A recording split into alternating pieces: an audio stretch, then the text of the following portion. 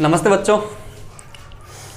आज बहुत दिनों बाद मैं वापस YouTube पे वीडियो डालने वाला हूँ और केमिस्ट्री में मैं यहाँ पे अपना जो टॉपिक है बीएससी पार्ट सेकेंड ईयर, यहाँ एक टॉपिक लिया है मैंने। आज फिजिकल केमिस्ट्री स्टार्ट की है। मैं यहाँ पर नोट्स वगैरह सारा करवाऊँ। अब रेगुलर वीडियो बनेंगे मेरे। काफ़ी दिनों बाद आया हूँ, बहुत दिनों से मन कर रहा था आने का बट आ नहीं पा रहा था किसी कारणवश, बट अब आ गया तो रेगुलर मेरे वीडियो जाएंगे।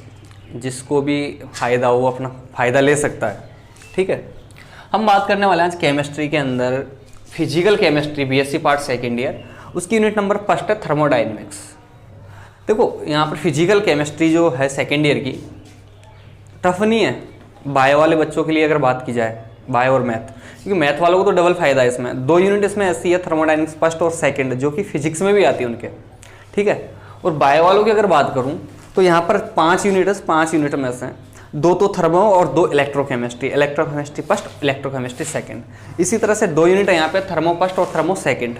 तो थर्मो फर्स्ट की अपन बात करेंगे सबसे पहले। पहले थर्मो फर्स्ट पढ़ लें, उसके बाद में थर्मो सेकंड समझ में आएगी आपको। ठीक है, जब तक कि थर्मो फर्स्ट समझ में नहीं आएगी जब अपन आगे नहीं बढ़ सकते। तो मैं आज बात करने वाला हूँ उष्मागतिकी। देखो यहाँ पर एक वर्ड लिखा है मैंने, उष्मागतिकी का जो वर्ड है ना, उसका मतलब ही क्या होता है? ये हीट ऑफ फ्लो, उष्मा का प्रवाह का अध्ययन किया जाता है, उसको अपन उष्मागतिकी बोलते हैं। क्या बोलते हैं? उष्मागतिकी। ये बोला जाता है कि हमारे दैनिक जीवन में अगर देखें अपन तो उस किसी भी कार्य को करने के लिए ऊर्जा की आवश्यकता होती है। चाहे रसोई गैस, रसोई अपनी जो रसोई होती है उसमें खाना भी बनाएंगे तो उसके लिए अपन को रसोई गैस की आवश्यकता होती है, वो भी हीट ही होती है। अगर किसी के पास चूल्हा तो चूल्हे के अंदर अपन लकड़ी जलाते हैं तो उससे हीट उत्पन्न होती है, तो वो भी क्या है? उष्मा ही है। विभिन्न प्रकार की ऊर्जा उनका अध्ययन अपन क्या बोल सकते हैं? विभिन्न प्रकार की जो एनर्जी होती है वो क्या होती है? एक रूपांतरण होता है ऊर्जा का। जैसे अपन बोलते हैं यांत्रिक ऊर्जा, आप लोगों ने पढ़ी है। जैसे अपन बोलते हैं विद्युत ऊर्जा को यांत्रिक ऊर्जा में बदल दिया, यांत्रिक ऊर्जा को विद्युत ऊर्जा में बदल दिया, प्रकाश ऊर्जा। तो आपस में जो इंटर कन्वर्जन होता है ना, हीट का जो इंटर कन्वर्जन होता है, उसकी स्टडी अपन किस में करते हैं? थर्मोडायनेमिक्स के अंदर, उष्मागतिकी के अंदर। अपन बोल सकते हैं रसायन विज्ञान की वह शाखा जिसके अंदर विभिन्न प्रकार की ऊर्जाओं के रूपांतरण का अध्ययन किया जाता है, उसको अपन क्या बोलते हैं? उष्मागतिकी। ठीक है, उष्मागतिकी के अंदर ये बोला जाता है, मूलभूत 4 नियमों की बात करेंगे अपन यहाँ पे। किसकी बात करेंगे? 4 नियमों की। 4 नियम कौन कौन से? उन नियमों के आधार पर पूरी थर्मोफस्ट पढ़ाई गई है। मैं बात कर रहा हूँ थर्मोफस्ट। थर्मोफस्ट के अंदर एक लॉ आता है अपना, फर्स्ट लॉ ऑफ थर्मोडायनेमिक्स, ऊर्जा संरक्षण का नियम।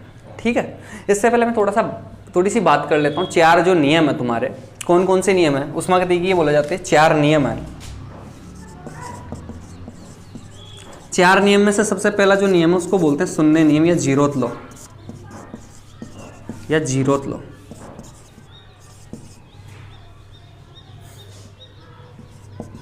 जीरोथ लॉ ये बोला जाता है। जीरोथ लॉ एक बार सुन लो, चारों नियमों को बता रहा हूं। जीरोथ लॉ क्या बोलता है? शून्य नियम क्या बोलता है? अगर माना कोई वस्तु ए और बी, 2 अलग अलग वस्तु हैं ए और बी।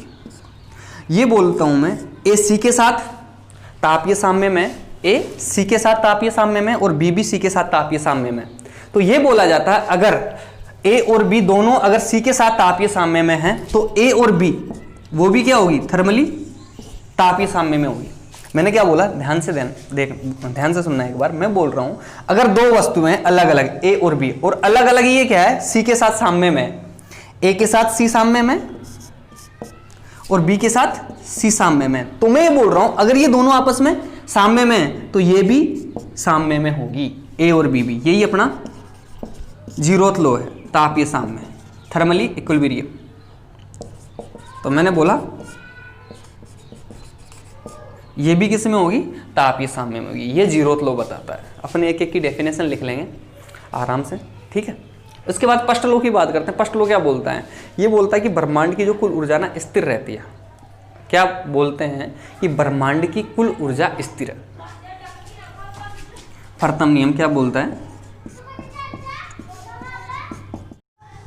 ये बोला जाता है ब्रह्मांड की कुल ऊर्जा स्थिर रहती है। कुल ऊर्जा स्थिर रहती है, ये अपना फर्स्ट लॉ।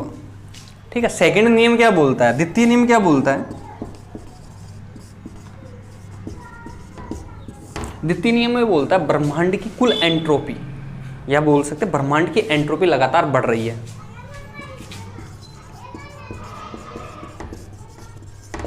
ब्रह्मांड की एंट्रोपी लगातार बढ़ रही है, अपन बोल सकते हैं ब्रह्मांड की एंट्रोपी लगातार बढ़ रही है। ब्रह्मांड की एंट्रोपी बढ़ रही है। एंट्रोपी का मतलब आप लोग समझते हो ना, अव्यवस्था। सॉलिड, लिक्विड और गैस की अगर बात करूं तो सबसे ज़्यादा एंट्रोपी किसकी होती है? गैसेज की, फिर होती है लिक्विड की, फिर होती है किसकी? अपने सॉलिड्स की। एंट्रोपी की आगे बात करेंगे अपन, जो थर्मोडायनेमिक सेकंड है उसी के अंदर पूरा सेकंड नियम की बात करेंगे। तृतीय नियम।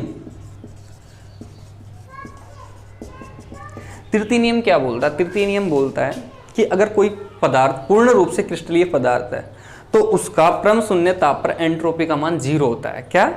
परम शून्य ताप पर पूर्ण रूप से क्रिस्टलीय पदार्थ की एंट्रोपी का मान 0 होता है। पूर्ण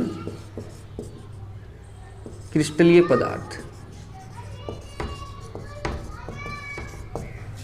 पूर्ण क्रिस्टलीय पदार्थ की एंट्रोपी का मान परम शून्य ताप पर 0 होता है। इसका मतलब ये है अगर कोई पदार्थ पूरी तरीके से क्रिस्टल फॉर्म में है तो उसके अंदर एटम्स की जो परमाणु होते हैं उनका जो अरेंजमेंट है इस तरह से होता है कि उसमें बिल्कुल भी एंट्रोपी नहीं पाई जाती है। तो एब्सोल्यूट टेम्परेचर पर उसका मान क्या होता है? 0। ठीक है। तो 3 नियम की बात, 4 नियम की बात करी मैंने। First law, second law, third law और 0th लॉ। मैंने 0th लॉ के लिए बोला यदि कोई अलग अलग 2 वस्तुएं ए और बी, मैंने क्या बोला? यदि 2 वस्तुएं ए और बी तापीय साम्य में है सी के साथ, तो ए और बी आपस में भी तापीय साम्य में होगी। ये तो बात करी 0th लॉ की। फर्स्ट लॉ क्या बोलता है? ऊर्जा संरक्षण का नियम है, एनर्जी कंजर्वेशन है। ये बोलता है कि ब्रह्मांड की कुल ऊर्जा स्थिर रहती है, रूपांतरण हो सकता है बट एनर्जी कांस्टेंट है। सेकंड लॉ बोलता है ब्रह्मांड की कुल एंट्रोपी, या बोल सकते हैं ब्रह्मांड की एंट्रोपी लगातार बढ़ रही है। और लास्ट में मैंने बोला तृतीय नियम। तृतीय नियम क्या होता है कि कोई भी पूर्ण रूप से क्रिस्टलीय पदार्थ जो होता है उसके लिए अपन बोल सकते हैं कि उसकी एंट्रोपी का मान है परम शून्य ताप पर 0 होता है। क्या होता है? 0। अब ये क्या होती है एंट्रोपी वगैरह सब देखेंगे। अब इसमें कुछ वर्ड्स आ रहे हैं, ब्रह्मांड बोल दिया मैंने, ब्रह्मांड होता क्या है? ठीक है। अब मैं बात करूँगा उष्मागतिकी की जो टर्म्स है ना उनकी बात करने वाला हूँ। लिखाऊंगा मैं सब, एक एक लिखाऊंगा, आपको दिक्कत वाली बात नहीं है बिल्कुल भी। मैं बात बताने वाला हूँ इसमें। अब जो अपनी उष्मागतिकी जो पढ़ेंगे इसमें कुछ टर्म्स यूज होंगे, उन टर्म्स के बारे में बात करूँगा मैं। ठीक है, इनको मिटा देता हूँ मैं।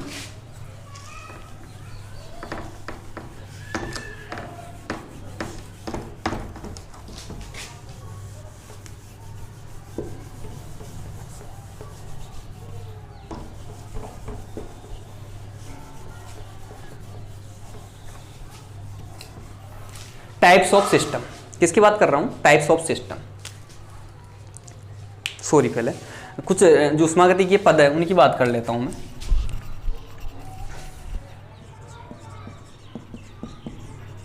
उष्मागतिकी के पद, थर्मोडायनेमिक्स टर्म्स। 2 टर्म्स अपन को याद रखनी है, 2-3 आराम से समझ में आएगी। तीनों टर्म्स में एक बार लिख देता हूं। तंत्र या सिस्टम,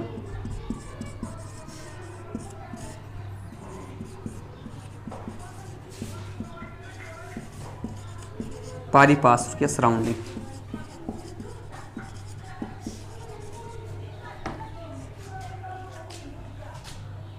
सराउंडिंग, और एक और आता बाउंड्री या परिसीमा।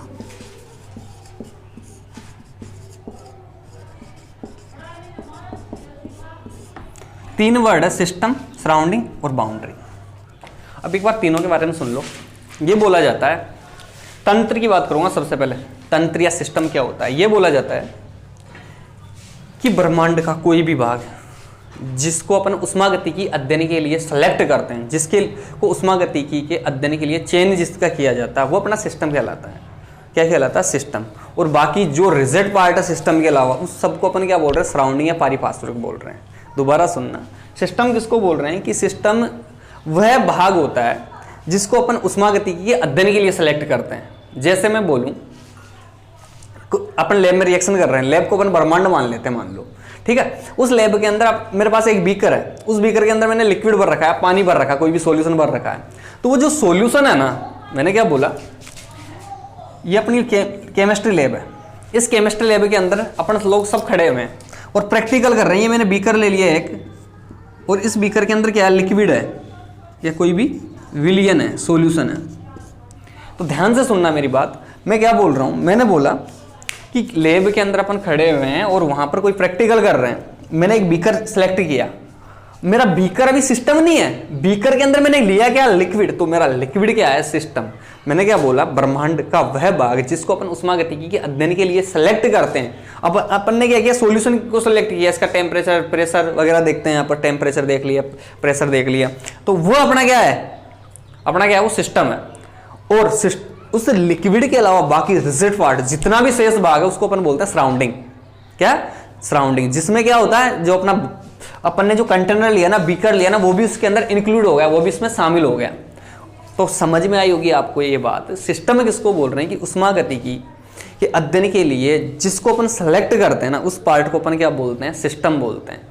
और सिस्टम के अलावा रिजिड पार्ट जो भी होता है वो अपना क्या कहलाता है, सराउंडिंग या पारिपार्श्विक। ठीक है, तो दोनों चीजें समझ में आई होगी, सिस्टम भी और सराउंडिंग भी, कि जिसको अपन उष्मागतिकी के अध्ययन के लिए सेलेक्ट करते हैं, जिसका चयन करते हैं, उसको बोलते हैं सिस्टम। और सिस्टम के अलावा ब्रह्मांड का जो बाकी भाग होता है उसको अपन क्या बोलते हैं, सराउंडिंग बोलते हैं। ये बोला जाता है सिस्टम और सराउंडिंग के अंदर एनर्जी का ट्रांसफर होता रहता है।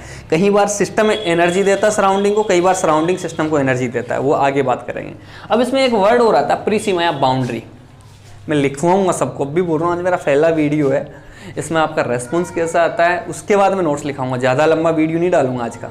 ठीक है, परिसीमा या बाउंड्री, ये बोला जाता है कि जिसके द्वारा सिस्टम और सराउंडिंग दोनों को सेपरेट किया जाता है ना, उसको अपन बोलते हैं परिसीमा या बाउंड्री।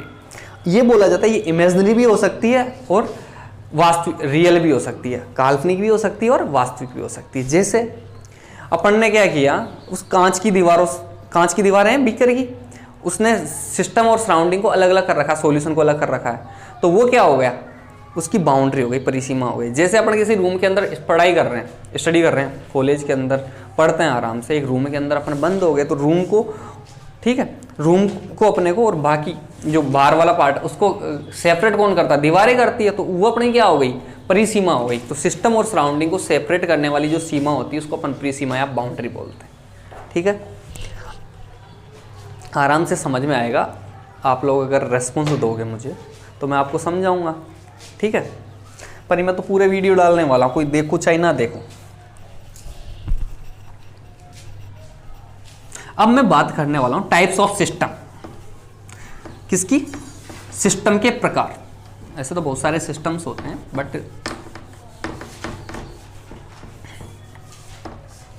टाइप्स ऑफ सिस्टम या तंत्र के प्रकार। जैसे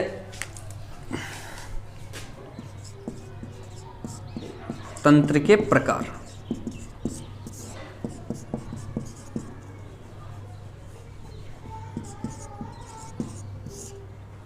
types of system.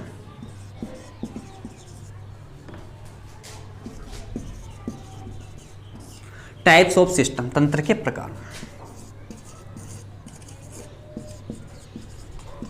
Open system या खुला तंत्र।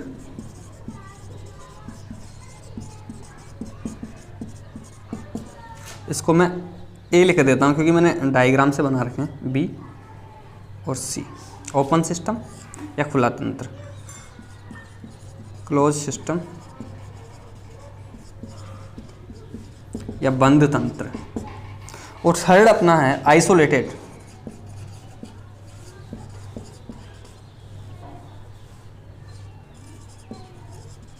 सिस्टम, विलगित तंत्र। इसके अलावा भी आगे भी पढ़ेंगे अपन, होमोजीनस, हेट्रोजीनस वगैरह। पहले इन तीनों के बारे में सुन लो। मैंने लिखा सबसे पहले ओपन सिस्टम, खुला तंत्र, क्लोज सिस्टम, बंद तंत्र और आइसोलेटेड विलगित तंत्र। होता क्या है, ओपन सिस्टम किसको बोल रहे हैं?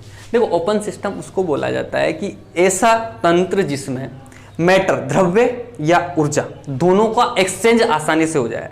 तो अपन बोल सकते हैं कि वह तंत्र जिसमें मैटर, द्रव्य और उष्मा दोनों का क्या हो सकता है, एक्सचेंज हो सकता है, उसको अपन बोल रहे हैं ओपन सिस्टम या खुला तंत्र।